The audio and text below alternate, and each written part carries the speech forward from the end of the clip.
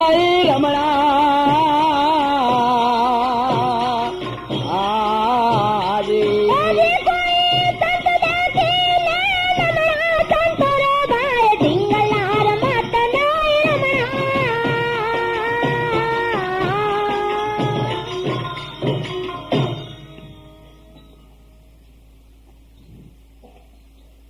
તાપ પાપ અને સંતાપને હરે તેનું નામ સંત.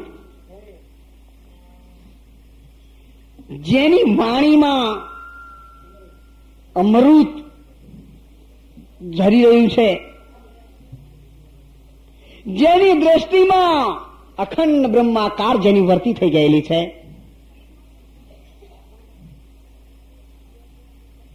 ભમરી સરીખી જેની ભાવના છે, અને સંત અને શાસ્ત્રો ને જ્ઞાનનો વેદનો ભેદ ખોલીને બતાવે છે.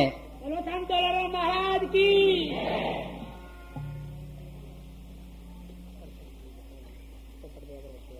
ત્યારે ભમરી જેવી જેની ભાવના છે, પોતાના જેવું બનાવે છે, એવા સંતો આ જગતમાં. સંતની નિશાની ક્યાં છે ઓળખવાની? દેશ ફરી પરદેશ ફરી સંતના ઘણા સગાળ, પણ જેને દીઠે મારા નેણ ઠરે એવા સંતોના પડ્યા છે દુકાળ.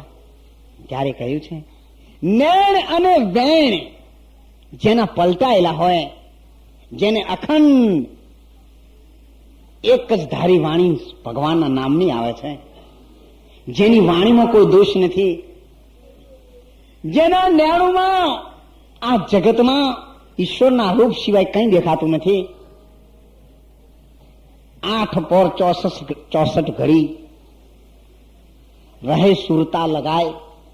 8 પોર અને 64 ઘડી એક ધારી સુરતાની સાથે, શબ્દ અને શબ્દની સાથે સુરતા, શબ્દ પીવ સુરતા સાહેલી પલ પલ સંગમ થાય. મરમ બીજ ઝીલ્યા નહીં તો વંજ્યા ભક્તિ થાય. એ ભક્તિને કોઈ દી ફળ ન બેસે ત્યારે માણસ કંટાળી જાય છે કે ભક્તિમાં કોઈ મજા નથી, પણ એના મૂળને ઓળખતો નથી.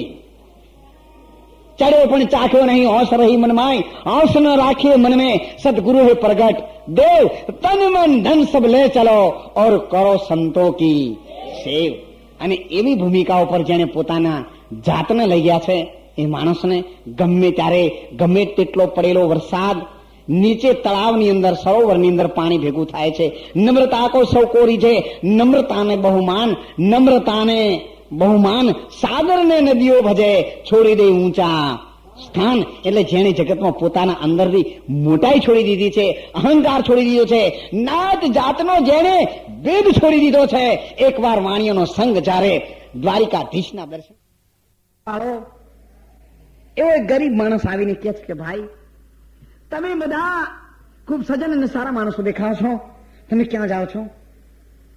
એક ભાઈએ કહ્યું કે મેં ભગવાન દ્વારિકાધીશના દર્શન તીર્થ યાત્રા કરવા માટે જઈએ છીએ.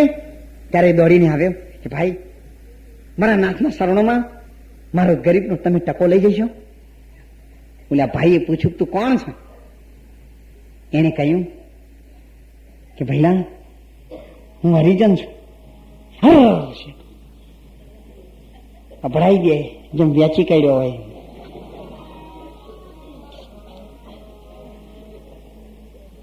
ટકો નીચે મૂક. નીચે મૂક્યો, છોટ નાસીને પવિત્ર કર્યો. અરે ભાઈ રે વીરા, એ માને તેને તો વાત કહીએ. ભાઈ રે વીરા, અરે નહીં તો મોગા મોઢે તો બેસી રહીએ. ભાઈ રે વીરા, માને ને તો વાત કહીએ.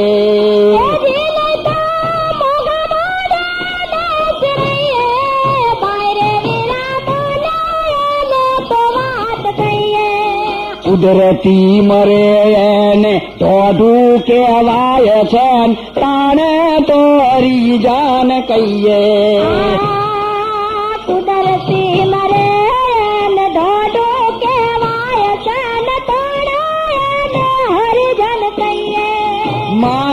ઝટકાઈને હલાલ કરે છે ભાઈ, મારી ઝટકાઈને હલાલ કરે છે, પછી તેને તો કેવો માની લઈએ, ભાઈ રે વીરા માને એને તો વાત કહીએ.